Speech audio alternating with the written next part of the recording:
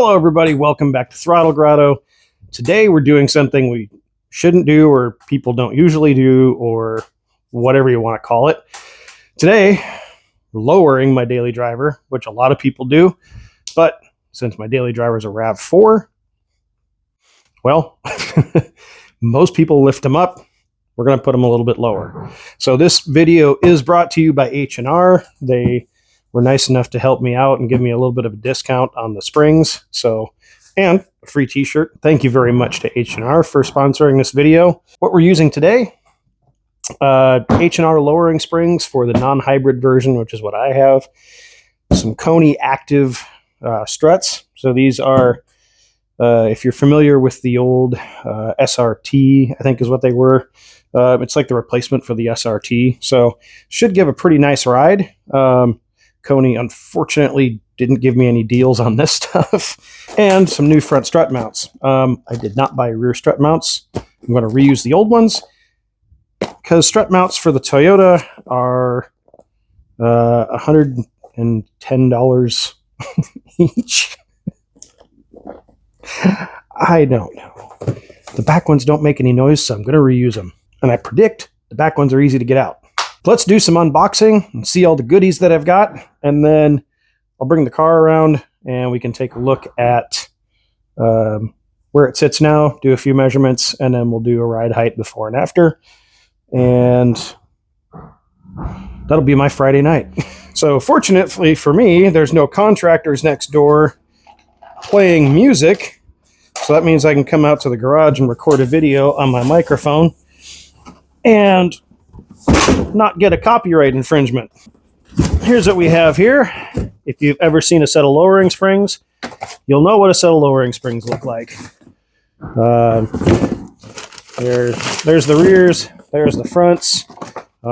If you're local in the area, Low and Joe, it's the H&R's version of Cars and Coffee, which will be at Griot's on June 27th. Also, if you follow Charles, the humble mechanic, he will actually be at this event with his Lupo. So that'll be kind of cool to meet him and see his car.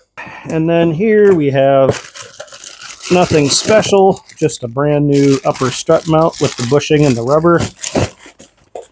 I have two of those critters.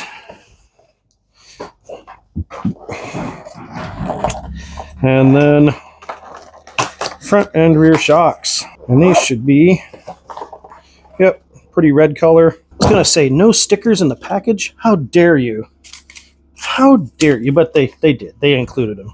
It's just got some active damping technology, which should really actually improve the ride on this Toyota quite a bit. Not that it's bad. You know, like if you're used to German cars, like I had an Audi Q5 for a while, and that rode really nice. Toyota's ride quality isn't quite the same.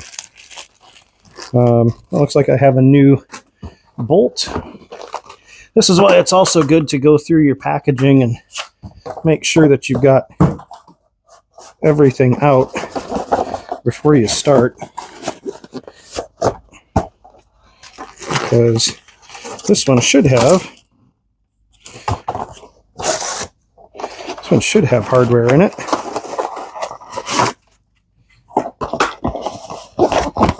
But yet it does not.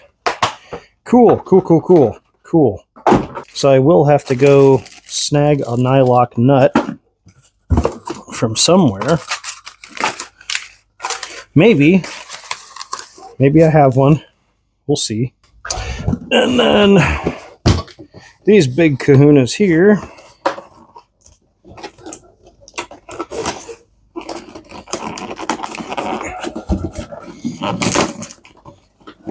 It's always nice when you get the box and there's a hole punched in the end of it, like all the way through, like 6 layers of cardboard. You know, they Ace Ventura brought this one.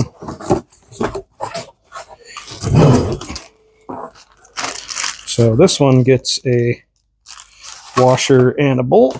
Man, this one's scotch taped together. It's like watching it's like when you see like on like a bullet hole goes through everything. So cool. I got three of the nuts that I was supposed to get. That's great. It's great news. Great news. So maybe my first trip will be to the hardware store or to get a nut. All right, one quick trip to the hardware store, and I'm no longer Lance Armstrong. I have both my nuts. And now we're going to take a look at the victim, or whatever you want to call it. So this is my 2019 RAV4. Some of you might say it's awfully uninspiring to have as a car guy for a daily driver. I disagree. I say it's a great daily driver because it's inconspicuous and pretty cheap to operate, easy to work on without all the hybrid crap. And if you haven't seen, I've done some interior upgrades along with all the crap that's in here, but I did these seats, did the door panels with the red stitching. So trying to make it a little bit cooler overall. May or may not be working, but no, I really love this car. It's a great daily driver. It's a great appliance. It does literally everything I need it to do. It hauls my bikes, it hauls car parts, it can tow a little trailer, and it doesn't look terrible. It's a decent looking car. You can make it look a little better. Wheel gap. Nobody likes wheel gap. I mean, some people like wheel gap. 4x4 guys like wheel gap. They're all about the wheel gap. So from here, we're at ground. Ground to fender in the front is 31.5. And this is the XSE package, which supposedly has a little stiffer springs on it from the factory. I don't know. And we're at 32 in the back. So definitely not raked, but I think we're going to bring that down just a little bit. And some of you will be asking yourselves, hey, Jeff, if you were going to be a really great YouTuber, you'd put different wheels on it. And I'd agree with you. I'm not a great YouTuber. 10 years on the platform and I have 4,000 subscribers. So you do the math. So that's why you're not getting new wheels, because I can't afford them. New wheels cost money. You know this. I can't afford it. Yeah, just all the stuff to do this was almost $1,000. It took my wheel money. But the good thing is Facebook Marketplace will always be there for me, and there will always be wheels available. So sometime down the road, maybe next year, I get new wheels. These are going to have to get me through the winter. And they're not terrible. I think these are TSWs, actually. I think if I'm honest, I think these are not the factory wheels. I know that for sure. But I think they're a TSW wheel. I can't remember what the name is. If you know it, put it down below. All right, the fronts are going to be easy, right? These are just going to go right on, like super easy, because I have everything I need to do this job, and it'll be like the easiest suspension job I've ever done in my life, right? And you guys are just cackling on the other side of your computer screen, I'm sure.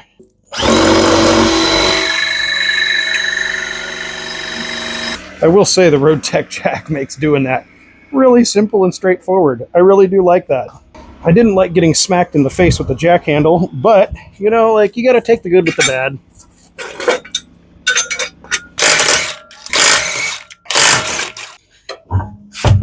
Seems to be pretty standard. Got some brackets here that I got to take off. I got a sway bar end link I got to take off. And then a couple of pinch bolts that undo the knuckle. And this little thingy here that holds this sensor in place. Take that off, and then the 3 nuts on the top. And this should drop right out. And then I will have to undo the strut so that I can reuse the shock boot. So why would I buy new shock boots when I have 2 perfectly good ones right here?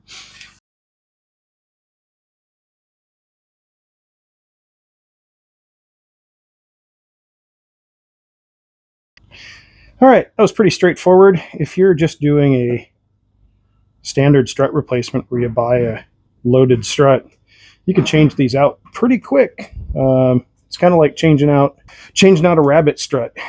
Not really anything, and these don't appear to be eccentric, so I don't have to worry about the alignment right here. probably still need an alignment. Come out to the summer workbench here, which is basically the ground, and show you guys how I put these together, because it's really pretty doggone simple. You got your strut, you got your spring pad, and this little hook right here. This little hook goes into that tab there, like so. Then your spring goes on, of course with the stuff up so you can read it. But first, get ahead of myself here. You have this part to deal with, which is what this little guy is for here.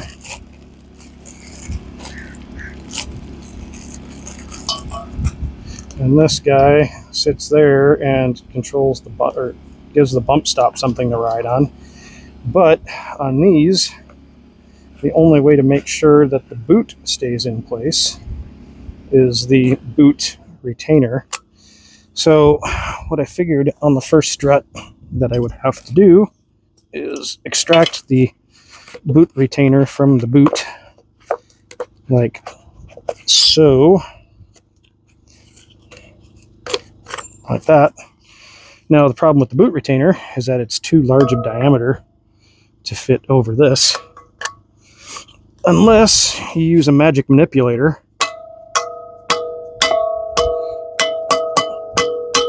And a few, there we go.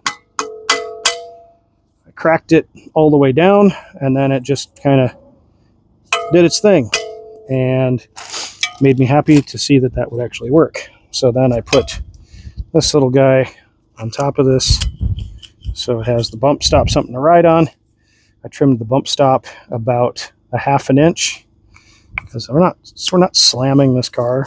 We're just lowering a little bit, but I want to make sure that the bump stops have enough room to travel. And then this can go back down there, and then spring pad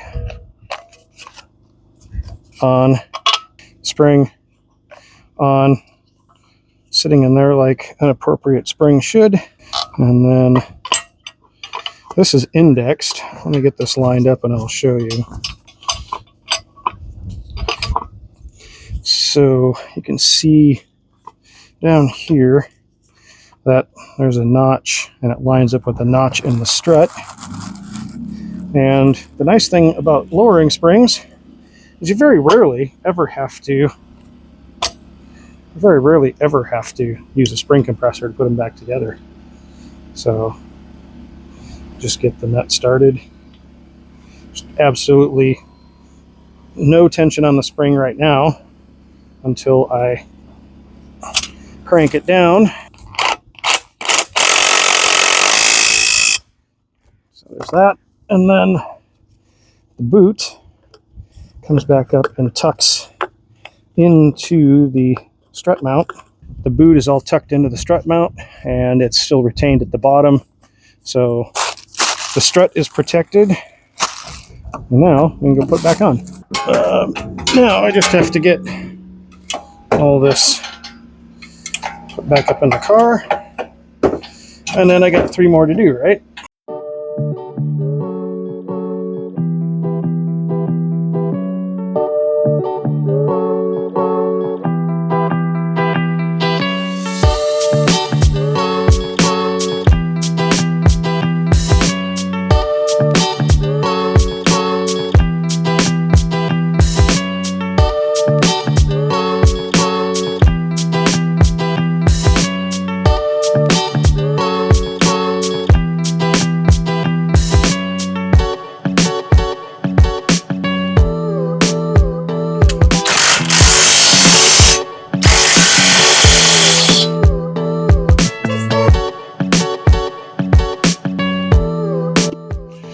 Okay, I wish I had like more time to document this side of the installation, but basically those two bolts there undo the top of the strut. There's one bolt on the back of the strut here, which is at an angle downward, So it's like a stud that you have to slide I'll just show you from underneath the car, because it took me longer to change the shocks than it did anything else. So like you can see right there, that stud, it actually points down, like away from like towards the ground. But changing out the spring, pretty straightforward. Undo the sway bar bolt here, undo the big main pivot bolt here, and then when it's under tension, you pull the bolts out. So that part wasn't too bad. But the shocks, oh my god, the rear shocks were just the worst. When I get this thing on the ground, I'm exhausted. I haven't had dinner yet. I have an 8-mile run in the morning. I'm stupid for doing this the night before, but I don't have a lot of time to do stuff these days, so this was it. So let's get the tires back on, pull it out into the gravel and see where I'm at. I just drove it up and down the alley real quick because it's super late. It's like 9:30, 9:40 right now, but I'm going to give the suspension a couple of days to settle. I'm going to drive it around, and right now we're at 30 and a quarter. So I think we took, if I remember right, we took an inch out of the front, which seems about right for these springs. I don't know if I got it right back in the exact same spot, and we're at like 30 3/4 in the back, but the alley here is not exactly the greatest place to test it. Once I get it on some level ground and get the suspension a couple days to settle, I'll check back in with you guys. One of the biggest improvements that I've noticed with driving the RAV for a couple of days now, with the KONI Special Active and the H&R springs on, is just how much more connected to the road this whole car feels in general. Now, this car does have like 70,000 miles on it, but like the difference in handling is really just night and day. And like corners that I used to have to like kind of like flop my way around, the car just stays flat the whole time, and like unbelievable difference in handling. Even with like the balloon 17-inch tires I have on here, it makes a enormous difference in how well the car goes around corners. You might be asking yourself what the advantages of these Special Active struts are on a daily driver. And the biggest advantage is they still maintain, like, overall the suspension is a little more stiff. Like, it's, you can tell that just riding in it that there's like more of a performance aspect to the vehicle now. Don't get me wrong, it's not a sports car. It's a RAV4, but it just feels more planted, it feels more connected, it feels like the suspension's actually doing work, if that makes sense. So the big advantage of the Special Active struts is, like, in a straight line, they're still pretty compliant. They still have a nice, comfortable ride to them, and the H&R springs, the street springs basically, are a little stiffer, so that contributes to the ride. But like throwing it into a corner is where the Special Active struts take over and flatten. They literally flatten the car. That's the only way I can describe it, is they've literally flattened out the car in the corners and made it like way more fun to like toss this SUV through a corner. I got one coming up here. Check. I don't know if you'll be able to tell, but we got a little corner here, and I'm going to come into this at a fun speed, and it's just like I've done this corner 100 times coming home from Wednesday night mountain bike races, and like the car just sits flat through it now. It's incredible, like the difference that these struts and springs have made in just like normal driving and having fun. Like, you know, I wasn't doing crazy speed through there. The car no longer feels like it's wobbling around on suspension that's designed for comfort. Now it's on suspension that's designed for performance, and that's what it reflects. All right, everybody, I figured I'd wrap up the RAV4 video somewhere besides my garage and in the alley behind my garage. That's where I'm always filming. So I'm out here at my local Wednesday night mountain bike race, and I figured it'd be nice to get, like, now that I've had driven it a little bit, the suspension's settled a little bit. I think the ride height looks pretty good. It sits real nice.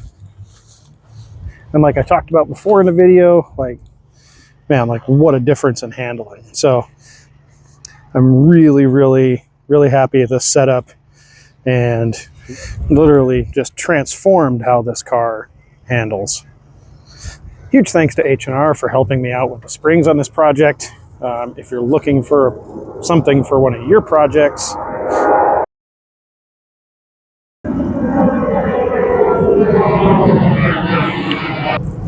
being close to the airport is always interruption. If you're looking for some suspension for one of your projects, make sure you at least give H&R a check out and see what they have to offer, because you might be surprised at what they have. So that's all from Throttle Grotto. Until next time, get out there and work on something.